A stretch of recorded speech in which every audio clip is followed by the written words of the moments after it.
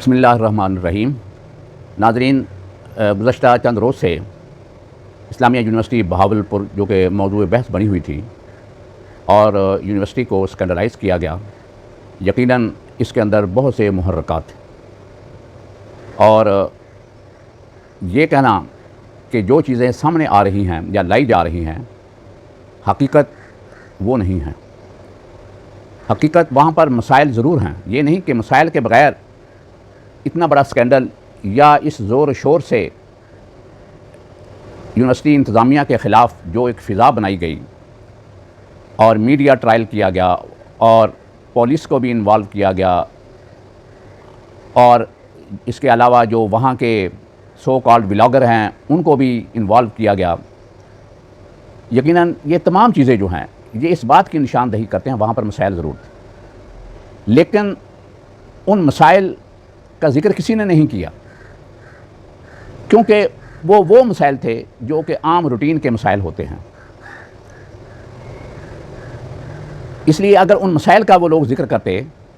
تو لوگ شاید اتنا اس کی طرف متوجہ نہ ہوتے اور یہ مسئلہ اتنا ہائی لائٹ نہ ہوتا۔ میں کل ایک ویڈیو ایک وہاں کے پبلک سیکٹر کے کالج کے پروفیسر صاحب کی دیکھ رہا تھا، انہوں نے بھی اپنا حصہ ڈالنے کی کوشش کی، لیکن ان کی تمام جو گفتگو پوری کی پوری تھی اس کے اندر یہ تھا کہ یونیورسٹی کی طرف سے کالجز کے جو اسٹوڈنٹ ہیں ان کے ساتھ امتیازی سلوک کیا جاتا ہے، ان کے امتحانات لیٹ کیے جاتے ہیں، امتحان بر وقت نہیں لیے جاتے۔ ظاہر بات ہے یہ ایک بہت بڑا مسئلہ ہے اور یقیناً اگر پبلک سیکٹر کے کالجز یہ شکایت کر رہے ہیں تو یقینی بات ہے کہ جو پرائیویٹ سیکٹر کے کالجز ہیں وہ بھی اس سے متاثر ہوں گے۔ یہ تمام چیزیں ہیں جو مل کر ایک ایسی فضا، ایسا ماحول بنا دیتے ہیں کہ جو یہ چاہتے ہیں کہ ہم یہ جو انتظامیہ ہے اس کی ذمہ دار ہے ان سے چھٹکارا حاصل کرے۔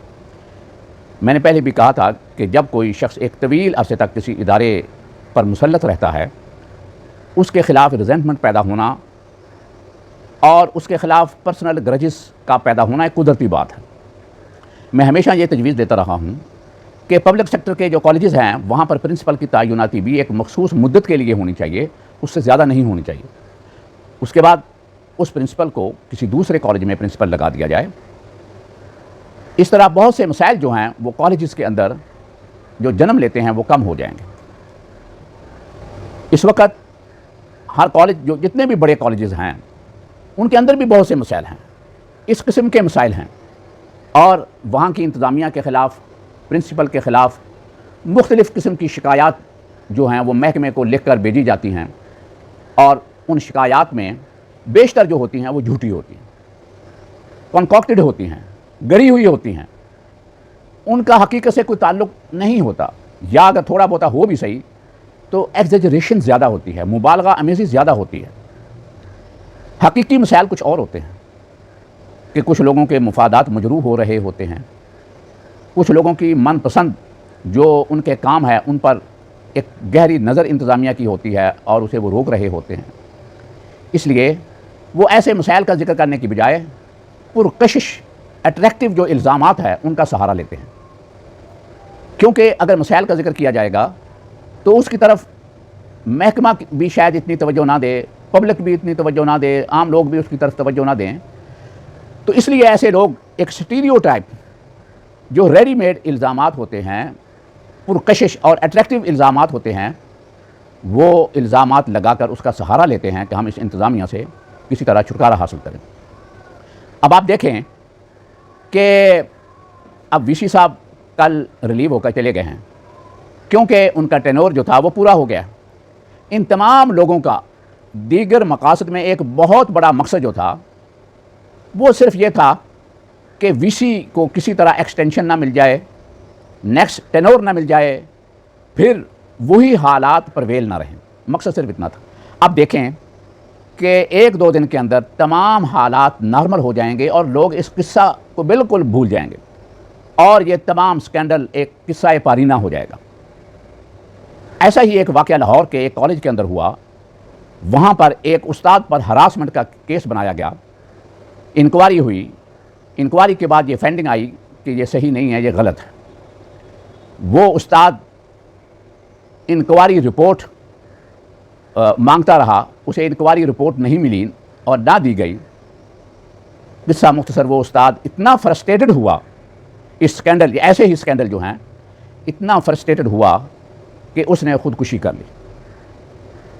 اور جس کے نتیجے میں وہ تمام الزام اس کالج کے پرنسپل دھر دیا گیا۔ وہاں کی ایک لابی اور مافیا نے پرنسپل کو مورد الزام ٹھہرایا، حالانکہ الزام لگانے والا نہ پرنسپل تھا، نہ اس کا کوئی تعلق تھا۔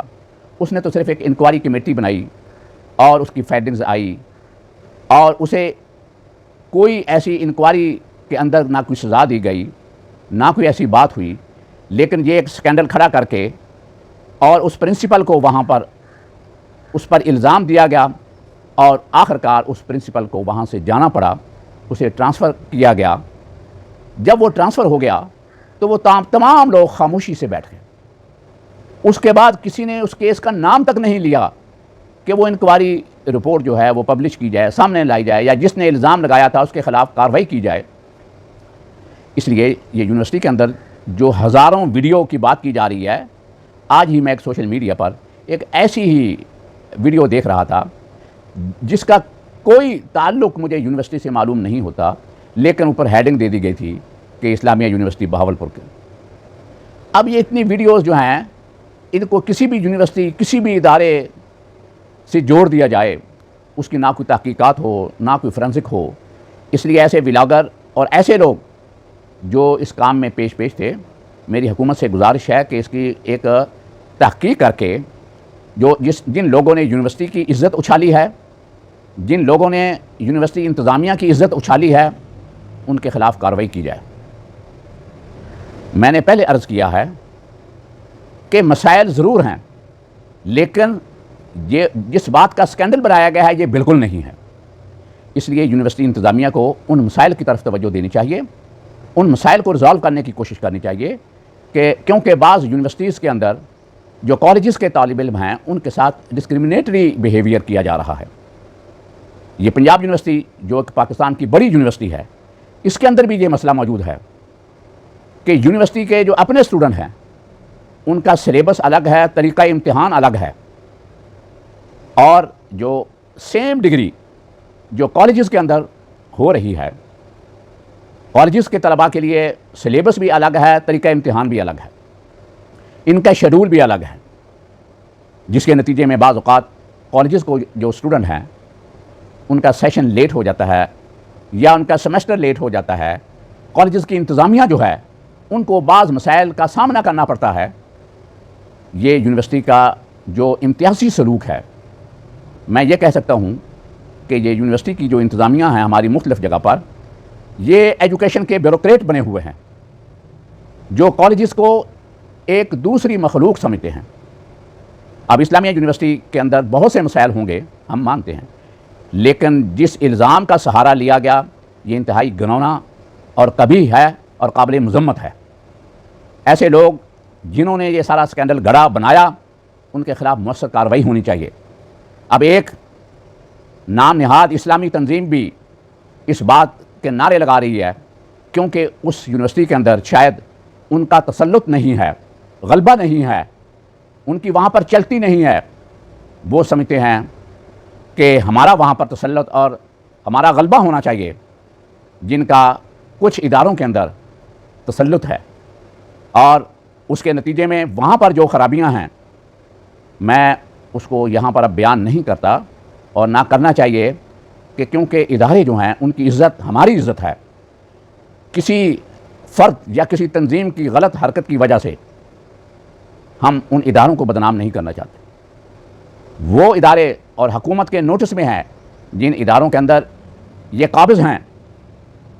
میں حکومت سے یہ گزارش کروں گا کہ ایسی تمام تنظیموں سے، تمام مافیاز سے ان اداروں کو، تعلیمی اداروں کو پاک کیا جائے، ان کو نکالا جائے۔ حکومت کس حکمت عملی سے کام لے رہی ہے، میں یہ نہیں سمجھتا کہ کیا ان کے ساتھ سودے بازی ہے، کیا بارگیننگ اور انڈرسٹینڈنگ ہے کہ ان تنظیموں کو تعلیمی اداروں کے اندر مسلط کیا گیا ہے، اور یہ تنظیمیں اور یہ لوگ وہاں کے اداروں کی جو تنظیمیں ہیں یا اداروں کے جو انتظامیہ ہے، یہ تنظیمیں انہیں بلیک میل کرتی ہیں، ان سے مختلف شکل میں بھتہ وصول کرتی ہیں۔ جو اپنے آپ کو اسلام کا علمبردار سمجھتے ہیں وہ ان سے بھتہ وصول کرتے ہیں، اور یہ لوگ انہوں نے وہاں پر پیرلل انتظامیہ بنائی ہوئی ہے۔ اگر پرنسپل یا کوئی ادارے کا سربراہ اگر ان کی بات نہیں مانتا، ان کے مطالبات پورے نہیں کرتا، تو پھر ایسے ہی اٹریکٹیو اور پرکشش الزامات وہ اچھالتے ہیں، اور پھر وہ اشتہارات لگاتے ہیں، درخواست بازی مختلف ناموں سے کرواتے ہیں۔ یہ ان کا طریقہ واردات ہے۔ یہی طریقہ واردات اسلامیہ یونیورسٹی بہاولپور کے اندر استعمال کیا گیا۔ اس کے اندر یہ تمام ایلیمنٹس شامل ہیں جن کی یونیورسٹی انتظامیہ کے اندر دال نہیں گل رہی تھی۔ اور ایک اور بات بڑی اہم ہے کہ ایک ادارے کا سربراہ ہوتا ہے، اس پر تو حملہ آور ہونا ہوتا ہے، لیکن اس پر حملہ آور ہونے کی ایک شکل ہوتی ہے ڈائریکٹ اس پر حملہ کیا جائے، لیکن جو ادارے کے سربراہ ہوتے ہیں وہ کم از کم اتنے سمجھدار ہوتے ہیں، انہیں پتہ ہوتا ہے، اس لیے وہ اپنی کوئی کمزوری سامنے نہیں آنے دیتے، اور نہ ہی کوئی ایسا کام کرتے ہیں جس کے نتیجے میں انہیں کل کو کوئی بلیک میل کر سکے۔ اس لیے اگر انہوں نے کوئی کام کرنا ہے تو وہ پراپر جو قانونی پروسیجر ہے اسے اڈاپٹ کریں گے، اس کے بعد وہ کام کریں گے، اس لیے وہ انہیں بلیک میل نہیں کر سکتے۔ جب یہ ادارے کے سربراہ کے خلاف ڈائریکٹ کوئی حملہ نہیں کر سکتے تو پھر ان کا دوسری آپشن ان کے پاس ہوتی ہے کہ اس ادارے کے سربراہ کی جو ٹیم ہے، جو اس کے ساتھی ہیں، جو وہ سارا سسٹم چلا رہے ہیں، جو کام کر رہے ہیں، ادارے کا سربراہ جس ٹیم سے کام لے رہا ہے اس ٹیم پر حملہ آور ہوتے ہیں، ان پر الزام تراشی کرتے ہیں۔ یہ ایک سیکنڈ آپشن زیادہ تر استعمال کرتے ہیں۔ بہاولپور اسلامیہ یونیورسٹی کے اندر بھی یہ طریقہ اختیار کیا گیا